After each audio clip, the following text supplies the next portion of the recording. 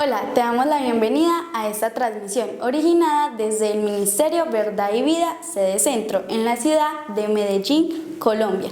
Te invitamos a disponer de este tiempo para aprender juntos de la palabra de Dios. Prepara un espacio libre de ruidos o distracciones. Ten disponible tu Biblia, libreta de apuntes, lapicero y tu mejor actitud. Y no olvides compartir esta transmisión para que el mensaje llegue a muchas personas. Encuéntranos en Facebook y YouTube. Activa la campanita de notificaciones para que estés enterado de cada una de nuestras publicaciones, que creemos será de mucha edificación para tu vida. Dios te bendiga. Corintios, primera carta a los Corintios, capítulo 15. Vamos a leer ya los versículos finales, desde el 50 hasta el 58. Primera carta a los Corintios, 15, 50 en adelante. Pero esto digo, hermanos, que la carne y la sangre no pueden heredar el reino de Dios, ni la corrupción hereda la incorrupción. He aquí, os digo un misterio, no todos dormiremos, pero todos seremos transformados. En un momento, en un abrir y cerrar de ojos, a la final trompeta. Porque se tocará la trompeta y los muertos serán resucitados, incorruptibles, y nosotros seremos transformados. Porque es necesario que esto corruptible se vista de incorrupción y esto mortal se vista de inmortalidad. Y cuando esto corruptible se haya vestido de incorrupción y esto mortal se haya vestido de inmortalidad, entonces se cumplirá la palabra que está escrita. Sorbida es la muerte en victoria. ¿Dónde está, oh muerte, tu aguijón? ¿Dónde, oh sepulcro, tu victoria? Ya que el aguijón de la muerte es el pecado y el poder del pecado, la ley. Mas gracias sean dadas a Dios porque nos da la victoria por medio de nuestro Señor Jesucristo.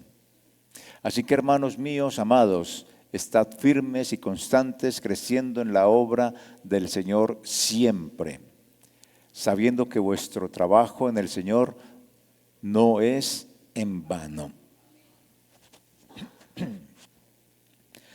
Vamos a mirar algo de lo que nos habla Pablo con el título de transformados.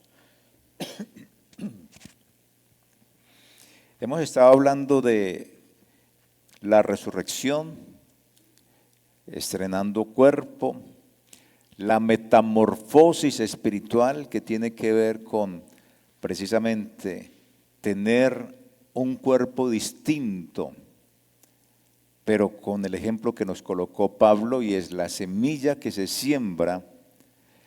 Esa semilla brota de una forma distinta, pero sigue siendo la misma semilla, la misma esencia, aunque sea distinta. El cuerpo resucitará, tendrá la esencia del cuerpo, pero será un cuerpo diferente. Y ese es el misterio de Dios, lo que llamo metamorfosis espiritual. Y ahora en este capítulo y en estos versículos bíblicos, Pablo nos va a hablar ya dejando de lado los muertos y pasa al caso de si Jesús retorna y se encuentran los seres humanos, lo que él pensaba, que él estaría vivo en ese momento, ¿qué pasaría con los que estén vivos?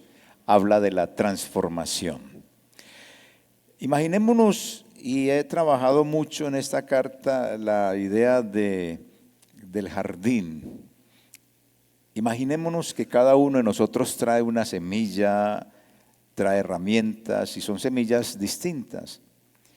Al principio empezamos a cultivar, trabajamos juntos y empezamos a ver que florece todo. Y observamos que hay días soleados y hay días productivos.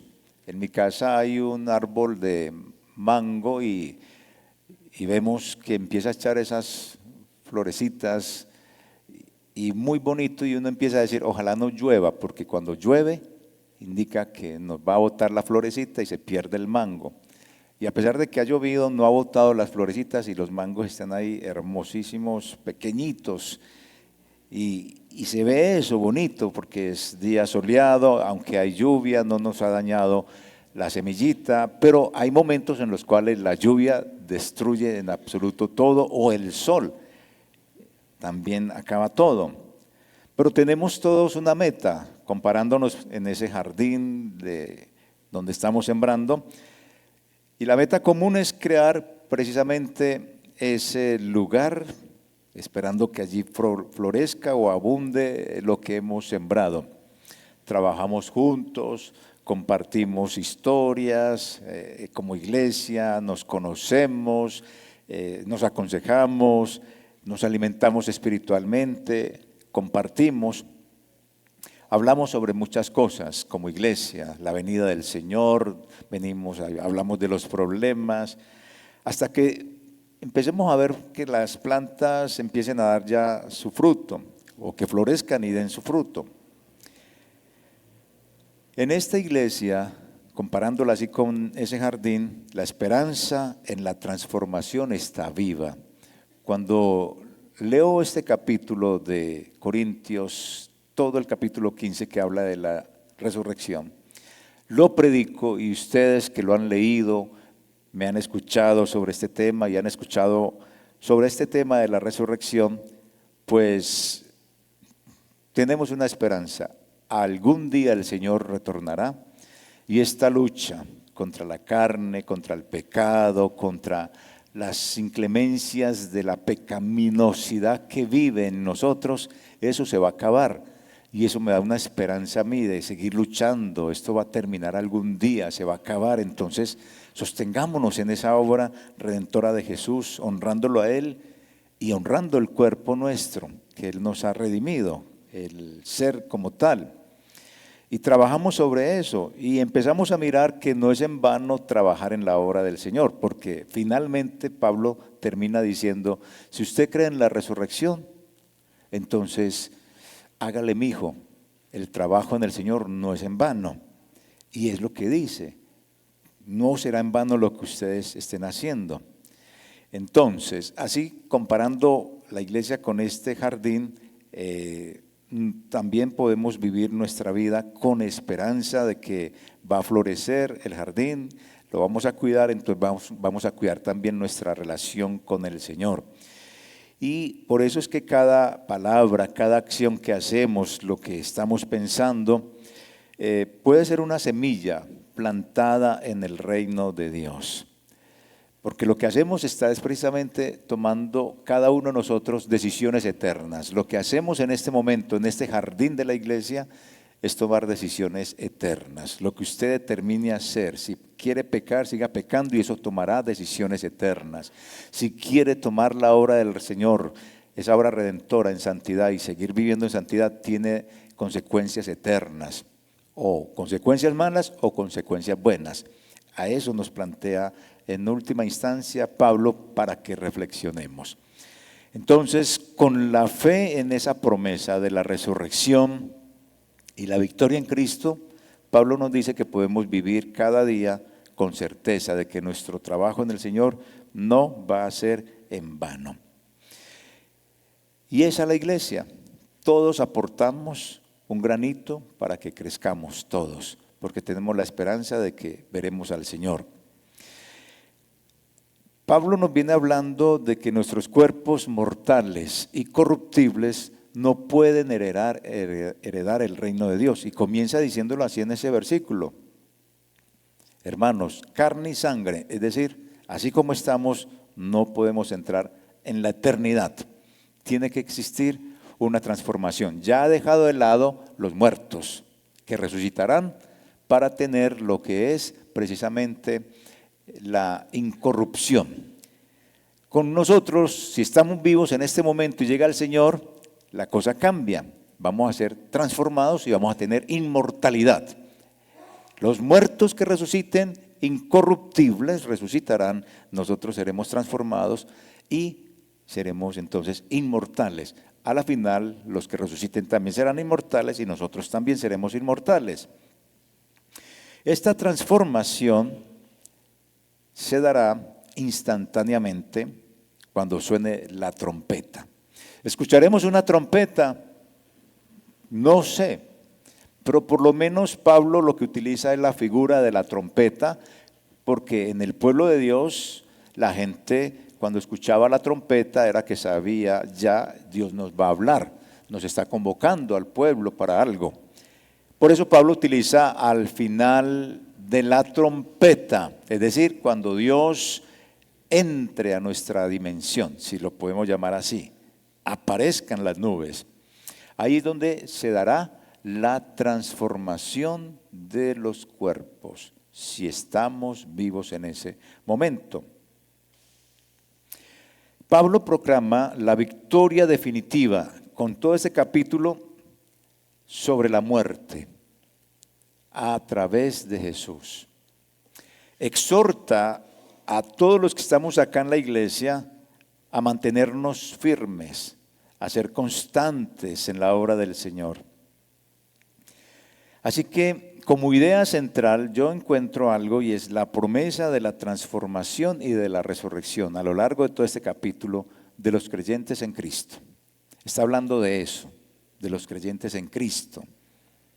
No nos está diciendo de otro asunto, sino de como la iglesia.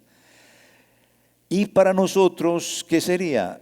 La transformación. Si estamos vivos, cuando llegue el Señor Jesús, la transformación de nuestros cuerpos mortales en incorruptos, en inmortales. Y eso nos lo garantiza el Señor, o sea que eso es una promesa ya dada por el Señor y eso se va a cumplir. Pablo explicó la transformación de los cuerpos humanos y dijo, para entrar al reino de los cielos, carne y sangre no entran. Es necesario que el cuerpo sea transformado. Un cambio que no sabemos cómo se hará, pero se hará porque Dios lo ha prometido. La transformación, por lo general, lo que Dios estipuló es que se dé a través de la muerte, es decir, que nosotros todos lleguemos a morir a partir de la desobediencia de Adán y de Eva, porque no estaba estipulado para el ser humano eso, aunque a Dios no lo cogió de sorpresa, a Dios no lo cogió de sorpresa la caída de Adán y de Eva. Y en la omnisciencia de Dios uno tiene que decir, en el plan de Dios estaba también la caída del ser humano, de tal manera que desde la eternidad ya se había pensado, y se dice en la Escritura, el Cordero de Dios que había sido inmolado. Entonces ya estaba en el plan de Dios la caída también del ser humano. Son cosas que uno no puede explicar realmente, pero estaba allí. Entonces, para la transformación se establece la muerte. Muere y resucita en incorrupción. Pero ahora Pablo dice un misterio, no todos dormiremos. Y es ahí donde entonces miramos que va a descubrirnos ese misterio. El misterio no tiene que ver con algo de terror. El misterio es lo que Dios sabe y se lo revela a los seres humanos. El misterio es que no lo sabemos. La muerte será derrotada, definitivamente. La muerte en la cruz del Calvario fue derrotada, pero ella sigue contra nosotros hasta el momento en que ya sea castigada por la eternidad. Por ahora sigue delinquiendo, como los criminales que están en la cárcel y desde allá con las llamaditas a través del celular extorsionan y hacen todo su proceso de delincuencia desde la misma cárcel. Es el ejemplo. Están condenados, pero siguen delinquiendo. La muerte ya está en esa condenación, fue derrotada, pero su condena se cumplirá cuando el Señor Jesús retorne. Mientras tanto, sigue atormentándonos a todos.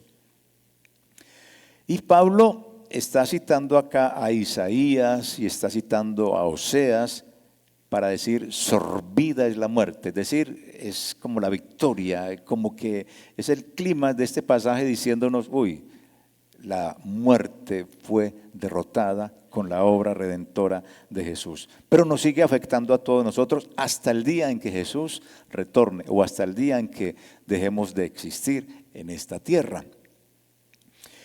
Por eso entonces podemos mirar acá que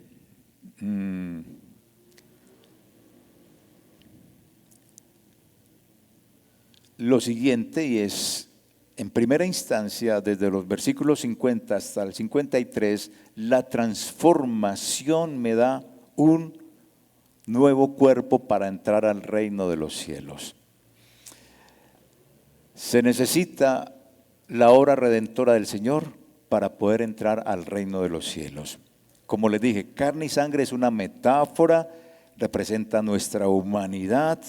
En el Antiguo Testamento, los levitas no recibieron herencia como los demás. Ellos lo que recibieron de herencia fue el sacerdocio. Es decir, ellos eran los que iban a ministrar. No recibieron ciudades, no recibieron nada. Se iban a sostener a través del pueblo de Dios y ellos iban a ministrar todos los asuntos espirituales. Entonces, cuando se habla acá de carne y sangre no pueden heredar el reino de Dios, cuando se habla de heredar, aquí se está dando esta idea a todos nosotros los creyentes, donde se nos está diciendo nuestra herencia es Dios, nuestra herencia es el Señor.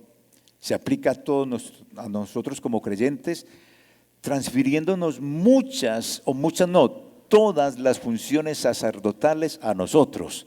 Es decir, somos intercesores delante de Dios por el pueblo, por los demás.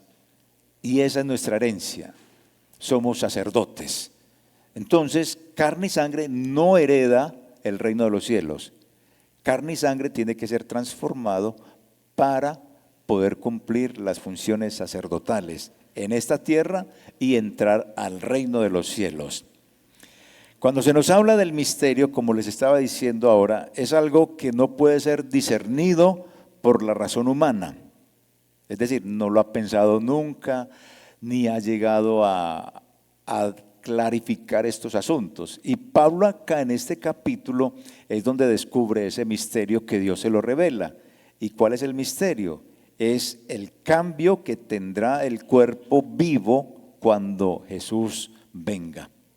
Si usted y yo no hemos muerto, entonces el misterio es ese. El cuerpo nuestro en la segunda venida de Jesús va a cambiar. ¿Cómo será? Con la misma idea, si podemos decirlo así, de la semilla. La semilla es una cosa muy pequeña, pero cuando se siembra sale un árbol grandísimo o una rama inmensa, pero no es la misma semilla, pero es la misma semilla. Eso es lo que sucederá con nuestro cuerpo. Y ese es el misterio, que vamos a ser diferentes al final de la trompeta. Dice, no todos dormiremos, es decir, no todos se van a morir, no todos van a sufrir la muerte, pero todos seremos transformados. ¿A usted le gustaría morir o ser transformado? Es decir, ¿le gustaría a usted más bien dormir y quedar allá en ese estado de muerte hasta que el Señor retorne, o a usted le gustaría estar vivo cuando el Señor retorne? ¿Cómo le gustaría? ¿Estar vivo o estar muerto? Las dos. Estar vivo. A nadie le gustaría estar muerto. Bueno, una de las dos nos toca. Y Pablo pensaba que iba a estar vivo. ¿Y cuántos años hace que murió Pablo? Entonces, ni una ápice pues de probabilidades que estemos vivos para cuando el Señor retorne. Entonces tenemos que prepararnos para la muerte y mirar la muerte como el paso de tranquilidad. Cuando muera, ya. O sea, prepararnos para la muerte y saber que vamos a abrir nuestros ojos cuando el Señor retorne. Eso lo deberíamos de pensar. Entonces, los escritores bíblicos dicen que algunos cristianos estarán vivos, y en este caso, no todos los autores, no, solo Pablo está diciendo eso. Aquí dormir es realmente la idea de estar muerto. Otros autores aquí del Nuevo Testamento, y como el mismo Jesús, habló de ese retorno. ¿Cómo será? Y entonces es donde uno empieza a mirar a varios autores y sobre todo a Pablo, que es el que más habla sobre esto. Yo creo que los creyentes debemos de vivir cada día con la esperanza del retorno de Jesús.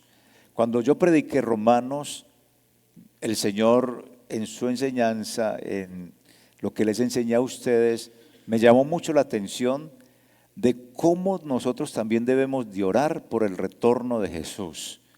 No oramos porque Él venga. Romano nos dice que la naturaleza gime, es decir, desea el retorno de Jesús, porque se le quitará esa naturaleza pecaminosa. ¿Cómo nosotros no podemos hacer eso si la naturaleza inanimada lo hace? ¿Cómo nosotros no? Y luego en Apocalipsis dice que la iglesia y el Espíritu dicen, sí, Señor Jesús, ven. Entonces, con esto que habla aquí, uniendo todo con lo que Pablo habla de la resurrección, no en vano será, es decir, nos está diciendo, siga trabajando en la obra del Señor, porque usted está esperanzado en la resurrección. Es decir, nada de esto que hagamos en la obra, si usted predica, si usted dirige, si usted canta, si usted hace servicio de lo que sea, ora, ofrenda, lo que haga, nada es en vano, porque todo esto también son decisiones de vida eterna.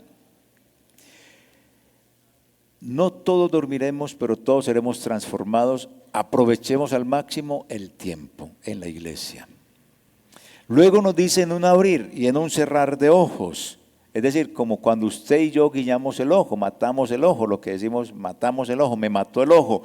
En ese instante, como el aleteo de las alas de un mosquito o de un colibrí, entonces será la transformación de nuestro cuerpo si estamos vivos.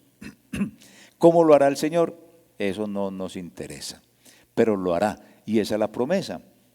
No que su venida será como en un abrir y cerrar de ojos, no, lo que está diciendo es la transformación de nuestro cuerpo será en un instante. Piensa en un colibrí. ¿Cuántos aleteos hace un colibrí en tantos segundos? Esos son inmensos los aleteos que hace. Eso es lo que va a suceder cuando Jesús retorne, y si estamos vivos, nuestro cuerpo será transformado. Hermano, allí no habrá tiempo de que usted haga una oración del último minuto. No hay tiempo. Ahí no hay tiempo de que usted, voy a orar. No, no hay tiempo para nada. Y este es un misterio que no puede ser conocido, no puede ser investigado por el hombre, para nada. Eso es lo que es misterio. No son cosas de terror. Misterio es lo que Dios conoce, que solo le revela al hombre por su Espíritu Santo.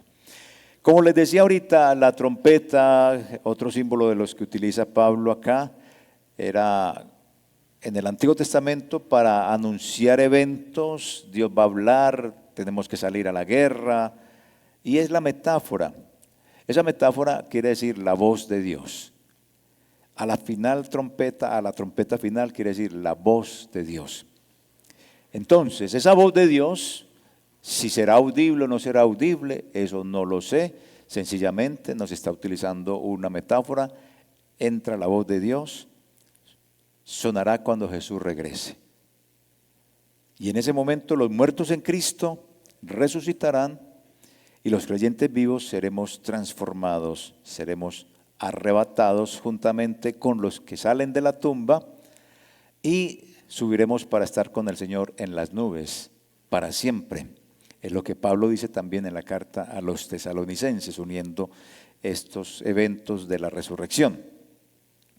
Así que este evento se puede también comparar con Apocalipsis, donde la séptima trompeta anunciará la consumación del reino de Dios. Es decir, este pasaje de Corintios, donde los vivos son transformados, si lo unimos con Tesalonicenses, donde Pablo habla del dolor que siente la gente porque su familia se estaba muriendo, les dice, no se preocupen, es que estos muertos van a resucitar.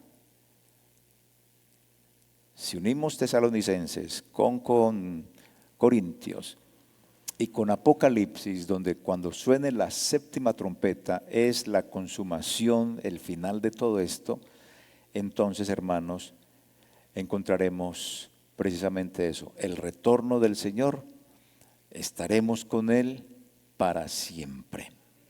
Y no hay más cuento que contar sobre ese asunto. Porque es necesario que esto corruptible se vista de incorrupción, que esto mortal se vista de inmortalidad. Lo corruptible, carne y sangre. Esto mortal es nuestra carne que padece, que sufre, se va a volver en algo inmortal. Y Pablo utiliza el término de inmortalidad en este pasaje de manera distinta a los griegos. Porque los griegos creían en la inmortalidad del alma como algo natural, es decir, que el alma era inmortal, es decir, que existía siempre. Falso. Siempre ha existido, es Dios. Javier empezó a nacer hace 60 años. Desde antes de 60 años no existía Javier. Pero cuando sea que resucite o sea transformado, esa alma pasará a ser inmortal. ¿Que tenía existencia antes? No, que ya no morirá más. Es decir, que ya estará por siempre con el Señor. A eso se refiere la inmortalidad. Y Pablo enseña que solo Dios es inmortal, nadie más es inmortal. Los corintios tenían una dificultad en cuanto a esto, con la idea de la resurrección corporal. Porque ellos pensaban, pues es que el cuerpo va a fenecer, el cuerpo es malo, el cuerpo es terrible, y al ser terrible, entonces eso se queda en la sepultura. Eso es falso, no es verdad. Pablo entonces, para Pablo la inmortalidad del hombre es un regalo otorgado por Dios, no algo inherente al ser humano. Es un regalo de Dios, la inmortalidad. Así que hermanos, cuando Pablo dice en el pasaje y mucho más adelante en la segunda carta también dice se vestirá, está destacando la resurrección. Entonces resurrección también se habla de vestidos, otra metáfora que utiliza.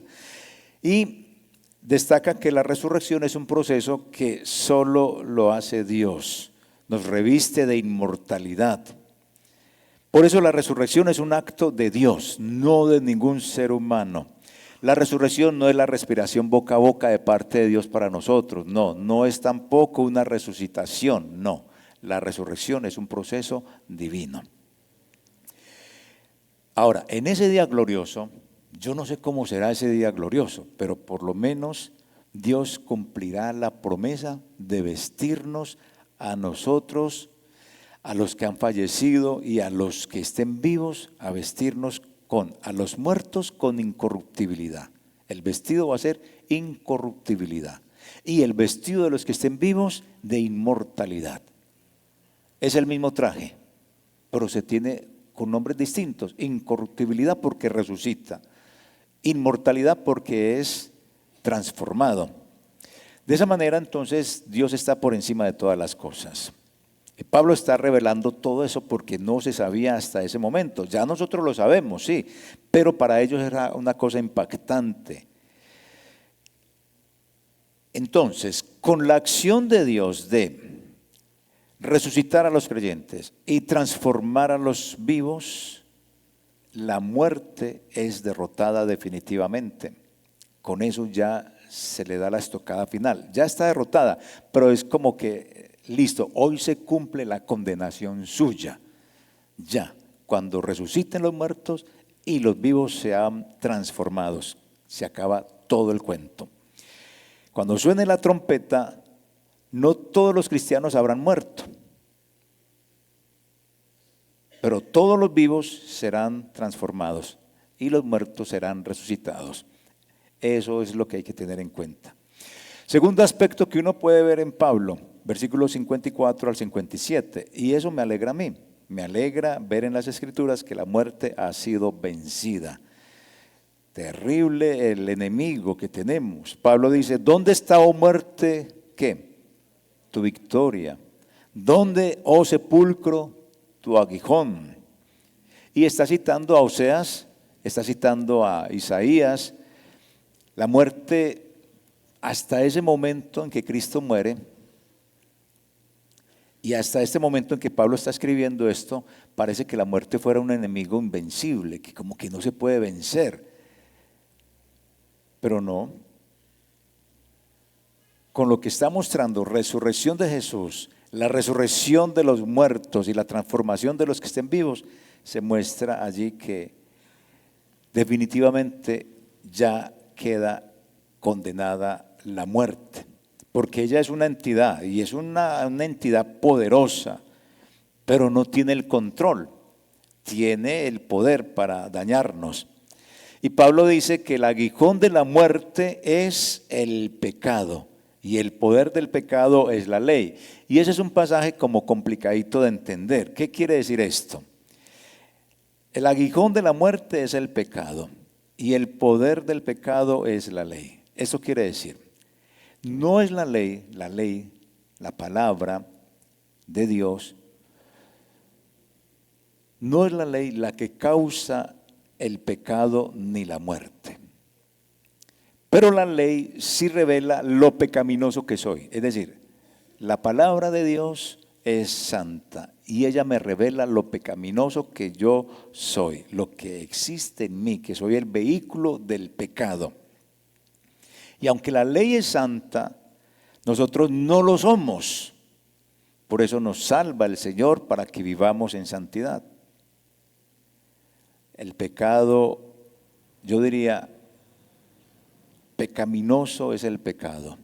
Es decir, tenemos que andar con mucho cuidado frente al pecado, porque nos va a buscar siempre la caída. La muerte tiene un aguijón. Imagínese un alacrán con sus tentáculos o un bicho que tiene su aguijón. El aguijón de la muerte es el pecado. Es decir, la muerte tiene un aguijón con lo que nos pica. ¿Y con qué nos pica? Ese aguijón inyecta precisamente el pecado. Cuando activamos el pecado en nuestra vida, morimos. Estábamos muertos. Y si usted y yo decidimos seguir el cristianismo a medias, a mediocridad y a medias el asunto es que como que nos está picando el alacrán del pecado. Es esa la parte de ese texto que lo doy así de esa manera para que quede más claro. Entonces, el poder de la ley radica precisamente en la santidad frente a mi pecaminosidad. La palabra es santa frente a mi pecaminosidad. No puedo cumplirla por ser pecador, o sea, ninguno de los que estamos acá somos perfectos, pero tampoco eso nos permite pecar. ¿Soy claro con eso? Porque Pablo dice, no reine el pecado en vuestro cuerpo mortal, es decir, no se ha salido, pero lo venció Dios. Y en esa victoria de Cristo, Él me puso para que venza yo también al pecado. Cristo venció lo que fue la muerte, venció lo que fue el pecado y venció la ley en el sentido de que Él era el que tenía que morir por nosotros y nos permite participar de esa victoria. Entonces, ya transformados espiritualmente como estamos en este momento, porque estamos transformados espiritualmente, lo que nos toca es aguardar la transformación física de este cuerpo cuando suene la trompeta. Tenemos que estar atisbando. ¿Será que ya vino? Póngale cuidado al timbre, enseguida viene. Estemos alertas porque el Señor llega en cualquier momento. ¿Sí? Como cuando estamos esperando a alguien. Vamos a esperar a alguien, preste atención. Apenas suene, listo. Yo no sé cuándo sonará, ninguno de nosotros sabe cuándo sonará, pero la verdad es que tenemos que estar alertas. Cuando suena ese timbre en los cielos. Lo otro que podemos ver acá es que Pablo hace referencia, como les dije ahorita, a Isaías con sorbida es la muerte, ¿dónde está muerte o tu victoria? Apocalipsis también nos habla de eso, cuando dice que la muerte, el último enemigo del ser humano, será vencida, es decir, ya es vencida, pero con la venida de Jesús, la resurrección de los muertos y la transformación de todos los que estemos vivos o estén vivos, entonces se ejecuta la condena para la muerte, que es nuestro enemigo, nuestro peor enemigo. Algo claro es que, a pesar de los desafíos de la muerte, su poder será inútil ante la victoria asegurada de Cristo. Es decir, Él ya no puede vencernos, pero usted también tiene que tomar velas en el asunto. ¿Sí? Cristo hizo la obra que tenía que hacer, nosotros tenemos que mantenernos en esa santidad. Y como les dije, la muerte tiene un aguijón, y ese aguijón es peligroso, es mortal, porque el aguijón de la muerte es ¿qué? El pecado nos mata. Cuando alguien peca, ese pecado se convierte en la causa de su muerte. Piensa en el pecado que usted ha cometido en esta semana, piensa incluso en el pecado que piensa cometer ahora que salga de acá de la iglesia. Piénselo, porque así es la situación. Y mire que está usted jugando con su vida eterna. Ahora, quite el pecado, o mejor dicho, en otras palabras, el pecado es lo que le da a la muerte su poder destructivo. Es decir, la muerte tiene poder porque tiene el aguijón llamado, quítele el pecado a la muerte y ¿cómo queda la muerte? No sirve para nada. Quítele el aguijón a ese bicho o a ese animal y ¿qué hace?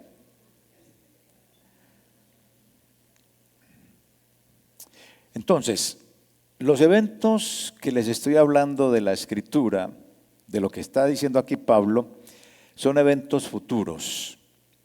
Nadie puede alterar esto, por muy sabio, por muy ateo, por muy teísta, lo que sea, nadie, ni nosotros podemos alterar esta doctrina. No debemos tampoco dejarnos influenciar por el entorno que nos pone en duda sobre la resurrección, que nos habla de reencarnación, que nos habla de un montón de cosas distintas a lo que es la resurrección. ¿Por qué? Porque muchos entonces empiezan a creer en otros asuntos y dejan al Señor. Y entonces ya van a trabajar por la reencarnación, que voy a trabajar para en la otra vida hacer esto y ser mejor. La Biblia no habla de nada de estas cosas, son filosofías orientales, la Biblia habla es de resurrección. Y nuestra vida transformada debe de parecerse a Jesús. Nuestra vida debe transformarse porque Jesús resucitó de entre los muertos y nosotros también resucitaremos o seremos transformados. Y aunque nuestra existencia en este momento es temporal, esto tiene días, la resurrección nos llevará a una existencia donde no hay tiempo. Eternidad es ausencia de segundos. Y como les he dicho, yo me imagino en la presencia del Señor donde yo esté escuchando historias de Él.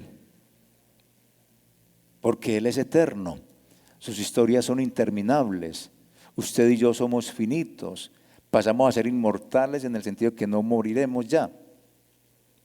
Y son muchas las historias que de parte de Dios en la eternidad tendremos que escuchar, porque Él es eterno. Entonces eso no se acaba ya. Si yo vivo con esta esperanza de que conoceré a mi Señor por eternidad, sin terminar de conocerlo, entonces yo creo que yo debo de vivir conforme al Evangelio. Debo de tomar decisiones en mi vida que me van a perjudicar o me van a beneficiar en la eternidad. ¿Por qué? Porque mi vida en la tierra tiene un propósito. Su vida en la tierra tiene un propósito y es conocer al Señor Jesús desde ya y en la eternidad. Entonces pasemos ahora a las aplicaciones para nuestra vida en el versículo 58. Pablo nos enseña que precisamente la futura resurrección tiene implicaciones significativas para nuestra vida presente, especialmente dentro de la iglesia. Uno se pone a pensar, pero Pablo, ¿para qué habla de todo esto? Y mire, tiene una aplicación para nuestra vida, pensar sobre el tema de la resurrección. Primero, si usted cree en la resurrección, a mí me ha tocado profundamente el tema de la resurrección. Pablo me dice, si a usted lo tocó, mi hermano, si a usted lo tocó la palabra de la resurrección, primero debemos de vivir totalmente agradecidos. Pablo lo relata ahí en el versículo 58. Así que, hermanos míos, estad firmes y constantes, creciendo en la obra del Señor siempre, sabiendo que vuestro trabajo en el Señor no es en vano. Agradecimiento. Vivir agradecido por lo que Él hizo, por la victoria que nos dio a través de Jesús. Nos asegura que esta victoria sobre la muerte, sobre el pecado, nos proporciona a nosotros que podemos vivir teniendo a estos enemigos sin que caigamos con ellos. Al fin y al cabo, el cuerpo es el vehículo donde radica el pecado, pero no lo podemos dejar que nos controle. Entonces, la victoria de Cristo nos dice, usted puede vivir venciendo el pecado. No se deje aguijonear del aguijón de la muerte que es el pecado. Si hay momentos de desánimo, si hay momentos de dolor, si hay momentos de sufrimiento, dice, no es en vano, usted ha creído en la resurrección, siga creyendo, no es en vano. Es decir, no deje de ser cristiano, sígalo siendo, a pesar de, siga siendo cristiano.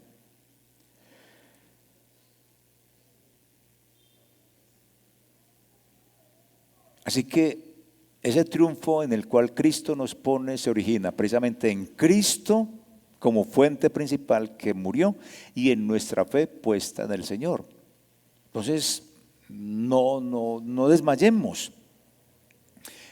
Eso es, agradecimiento, todo esto que acabo de decir. Segundo aspecto, nos exhorta a seguir creciendo en la obra del Señor. Seguir creciendo en la obra del Señor siempre. En la obra del Señor siempre. Es decir, esto no es en vano. Dedique tiempo, esfuércese en servir a Dios, esfuércese en servir a los demás. Busque maneras de servir en la obra del Señor. No es el cuento del pastor Javier, no es el cuento de la hermana que lo está buscando para que le ayude a liderar, para que venga y cante, para que enseñe, para que esté en la escuela dominical. No es el cuento de nosotros. Es el cuento que el Señor produce en todos nosotros cuando hemos entendido lo que es la obra de la resurrección. Trabaje, hermano, en la obra del Señor. Y mire que todo este cuento de doctrina de resurrección para finalizar en algo como tan sencillo. ¿Y usted cree que es sencillo? Servir en la obra del Señor. Después de que nos habla de toda la obra de la resurrección, una doctrina tan importante, terminar con el cuento de que sirva. No es tan sencillo, porque no todo el mundo sirve. No todo el mundo es capaz de estar en la iglesia. No todo el mundo es capaz de pastorear. Son estas las cosas que realmente nos está exhortando Pablo. Y nos dice finalmente, no es en vano el trabajo en el Señor, no es en vano lo que usted haga. Si usted recoge un mugrecito, si usted viene y ayuda, si usted colabora en lo que sea de la iglesia, dice, no es en vano. O sea que nos motiva con este tema de la resurrección a entender que todo lo que hacemos para el Señor tiene un propósito, tiene algo que ver con la misma obra. Yo no sé si una recompensa, porque no me gusta llamarlo así de recompensa, ni nada de ese cuento. Incluso si no vemos resultados inmediatos, no importa, sirvamos en la obra del Señor. Así usted no vea resultados inmediatos. Nos está hablando es que trabajemos. O sea que tenemos razones para trabajar juntos en la obra del Señor. Pablo con cariño nos dice, hermanos amados, y con eso nos anima precisamente a permanecer firmes ante los desafíos que enfrentamos. Lamentablemente muchos en la fe se desaniman y se van. Y él dice, no, frente a cualquier desánimo, como hermanos mantengámonos juntos, compartamos la vocación de servir y demostremos el amor en la misma iglesia. Nos lleva a esa conclusión tan sencilla, hermanos amados. Nos habla de toda esta doctrina de la resurrección para concluir en eso, tan sencillo, tan sencillo. Compartamos el servicio, tengámonos amor mutuo en la comunidad, vivamos agradecidos. Eso tan sencillo, hermanos, eso no es tan sencillo, porque no todo el mundo presta el servicio como dice Pablo. No todos en la iglesia nos amamos como dice Pablo. ¿Sí o no? No es tan sencillo lo que él nos está diciendo, pero lo que nos dice que hagamos. Así concluye la epístola, con algunos detalles prácticos sobre planes y saludos, que es lo que va a mirar precisamente en el capítulo 16. Y uno mira todo este largo viaje que Pablo ha hecho en esta carta. Es un largo viaje de muchos problemas donde hay espiritualidad y donde hay pecado, donde existen los dos extremos, como les he dicho. Esta iglesia tiene de todo. ¿Qué quiere? Dones de hablar en lenguas, aquí los tiene. Dones de la profecía, aquí los tiene. Pecados de inmoralidad, aquí los tiene también. ¿Qué quiere? Es una iglesia inverosímil. Es un largo viaje de desafíos. Aborda la división de la iglesia, aborda a la gente que se cree más importante que el mismo Cristo, muchos problemas, y culmina precisamente con este mensaje de la resurrección. Todo lo que usted haga en la iglesia tenga la esperanza de la resurrección. Por eso, hermanos, nos dice, sirva, ámese y hágalo todo con amor en la congregación. Incline su cabeza y oremos al Señor. Esperemos que Él nos haya hablado algo sobre este asunto. Conclusión, piénselo con estas preguntas que le voy a hacer. Piénselo individualmente y mire cómo está delante del Señor. Pensémoslo todos. ¿Cómo estamos aplicando esta esperanza de la resurrección en nuestra vida diaria? ¿Cómo lo estamos haciendo? El tema de la resurrección, saber que voy a ser resucitado, transformado. ¿Cómo lo estoy aplicando en mi vida diaria? Cuando yo vengo a la predicación, vengo y les predico. ¿Yo cómo lo aplico? Cuando vengo a consejería, a ustedes, a orientarles cómo lo aplico. Usted cuando viene a cantar, los de la alabanza, ¿cómo aplican este tema de la resurrección en su vida diaria, en su servicio? Los que vienen al diaconado, los que vienen a las actividades de la iglesia, los que vienen al culto, ¿cómo aplican esto de la resurrección en su vida diaria? ¿Tiene algún sentido? Ahora, pregúntese también en qué áreas de su vida. Yo me pregunto en qué áreas de mi vida yo tengo que ajustar este enfoque de la resurrección para ajustarme, para cuadrarme en los deseos que Dios tiene para conmigo. Piénselo usted, pensando en la resurrección, pensando en la transformación, ¿qué tiene que ajustar en su vida para honrar al Señor, para cumplir los propósitos del Señor?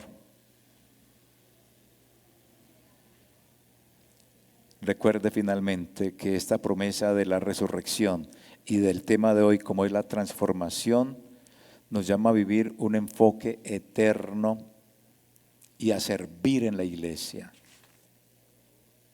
con amor y avanzar con fe en cada aspecto de nuestra vida.